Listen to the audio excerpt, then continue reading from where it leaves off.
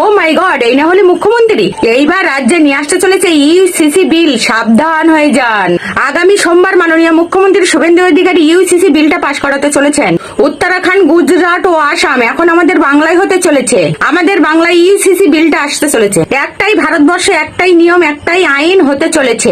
এই ইউসিসিটা আসলে কি? এই ইউসিসিটা যদি আমাদের বাংলায় লাগু হয়, এই ইউসিসিতে কিছু উল্লেখ করা রয়েছে, যেমন বিয়ে, ডিভোর্স, সম্পত্তি, উত্তরাধিকারী। অনেককে দেখা যায় একটা বিয়ে করে সুখে থাকছে, আবার অনেককে দেখা যায় দুটো তিনটে করে বিয়ে করছে। যারা 4-5টা করে বিয়ে করতো, এইবার থেকে 4-5টা বিয়ে করা চলবে না, কারণ নিয়ম সবার জন্য একই রকম হবে। আবার কি দেখা যায়, সরকারি নিয়মে 18 বছরের নিচে মেয়েদেরকে বিয়ে দিল, কারণ সেটাকে বাল্য বিবাহ ধরা হয়। আবার কিছু ক্ষেত্রে দেখা যাচ্ছে 18 বছর না হওয়ার সত্ত্বেও বাল্য বিবাহ দিয়ে দিচ্ছে। কিন্তু এইবার থেকে এটা চলবে না। একটাই দেশ, একটাই আইন, একটাই নিয়ম।